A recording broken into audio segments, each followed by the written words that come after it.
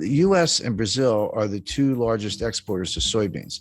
China is the world's largest importer of soybeans. Mhm. China was buying all their soybeans from the United States just as a way to kind of make it up a little bit. Like, well, we got to buy the soybeans anyway. Why not buy them from the US to keep the US-China trade deficit under control so it doesn't become too politically toxic?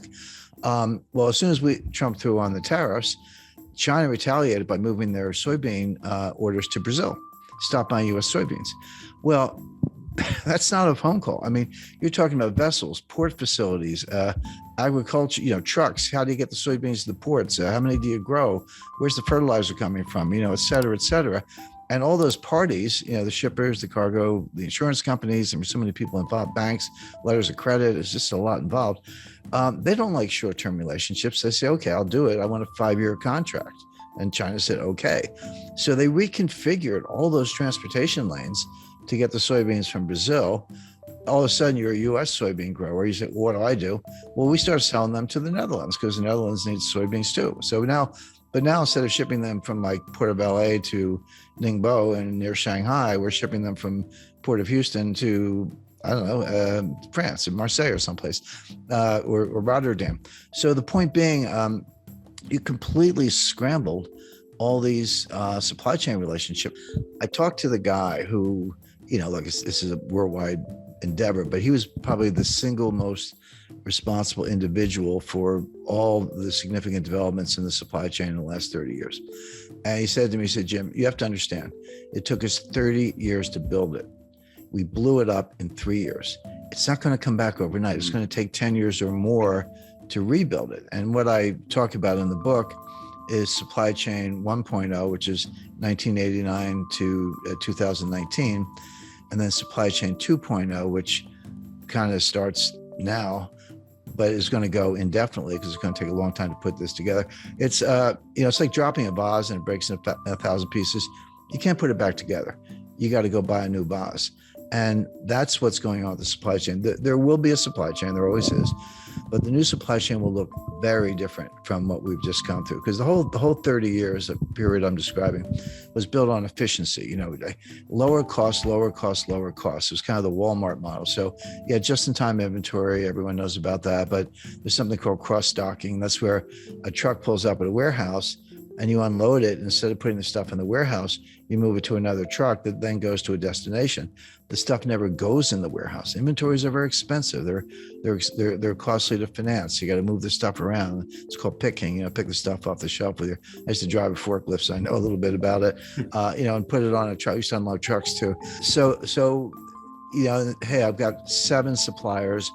Why don't I cut it down to 3 and do bigger contracts with each one and get lower unit costs? I've got 5 transportation lanes. Why don't I cut that down to 2, get everything to Los Angeles and Seattle, as the case may be, et cetera. And they did it for 3, and they got costs lower, and Walmart and Amazon were the champions of this, but everyone else was doing it. But they missed something. What they missed was that while they were getting those unit costs lower for consumers, there were hidden costs, and the main hidden cost was you were creating greater frailty. This whole system was subject to a massive breakdown. So what happens if you have 2 suppliers and they both go on strike? What happens if you have one port of entry and it's backlogged? What happens if you've got cross-docking in warehouses and there aren't enough trucks? There are 80,000. We need 80,000 drivers, Wish they'd hire them instead of these IRS agents. But the point being, it is breaking down all across the board. Now, can it be put back together? Yes, but the biggest difference between 2.0 and 1.0, and this goes by different names. Janet Yellen called it friendshoring, and Macron called it a constellation of nations club, if you will.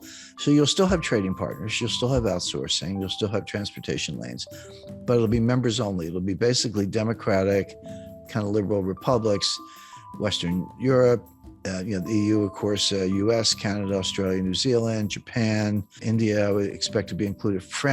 Friendly nations, but China's out. We're decoupling from them. They're decoupling from us. This isn't U.S. driven. The U.S. is participating, but this is what China wants too. Both sides are decoupling as fast as they can.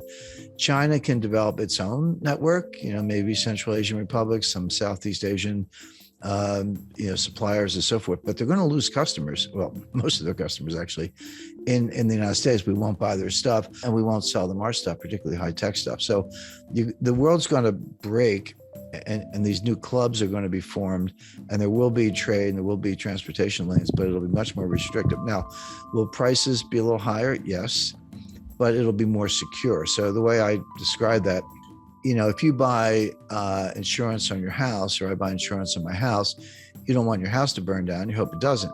But if it does, you don't think your insurance premiums are a waste of money. Like when you write that check, you're like, that's money well spent.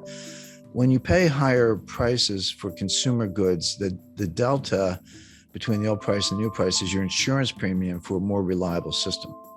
And also, there's a big national security component to this. And I talk about Russia and Ukraine and China in the book. So that's all. So how the supply, what the supply chain breakdown means, chapter 1, chapter 2, what caused it, and we talked about that, and 3, where is it going, what are the constraints, and we talked about that. But then my editor, who's love working with us, she said, well, Jim, got to be a chapter on inflation. I said, of course we do. The supply chain breakdown is causing a lot of the inflation we see, and I'm going to write another chapter on deflation. And everyone's like, wait a second, why are you talking about deflation? That's coming next. People are not ready for it. I know the inflation's here. I buy gasoline. I shop in the grocery store.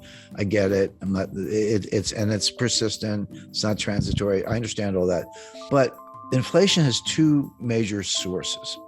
One is the supply side, which is called cost push inflation. So that's energy price shocks, the stuff we're seeing coming out of Ukraine, fertilizer shortages, strategic metal shortages, component suppliers who can't deliver stuff to factories in Germany and they're shutting down, et cetera. The other cause is from the demand side, and that's called demand pull inflation. Basically, it's psychological. Consumers pull demand forward. They're like, hey, I was thinking of buying a refrigerator. I better buy it today because the price is going to go up in 6 months. And in the 70s, we had both. It started with cost push with the Arab oil embargo, but it ended up demand pull. I was starting my career at the time. Your boss would just give you a raise. You didn't even have to ask. Inflation was going up so fast. Like, I better give this guy a raise. Like, here's another, $30,000 or whatever, because people would quit. And that sort of spun out of control until Volcker squashed it all. Right now, we do not have demand pull inflation. We don't. This is not what's going on. We do have cost push inflation. The difference is hugely important because cost push inflation from the supply side, which is, again, when I talk about in the book, it's real, prices go up, but it's self-negating. The old saying that, the cure for higher oil prices is higher oil prices, because when they get too high, people stop driving. They shut down various activities. By the way, if you're unemployed, you're not buying any gasoline because you're not going anywhere. I mean, that's kind of a nasty way of putting it, but that's how cost push inflation, tips into a recession, and then prices come down. And we saw that in 1974. You had Jerry Ford and Alan Greenspan walking around with they had these win buttons, WIN, was so for whip inflation now, except we had a recession and prices collapsed. Now it came back by 77 with for a lot of reasons, but right now we don't have demand pull, we have cost push. It will go away when this economy goes into recession. And then we're going to be talking about disinflation and deflation, which are, kind of close cousins. And the Fed's going to be out on a limb as usual, raising rates in the face of a recession and a price collapse.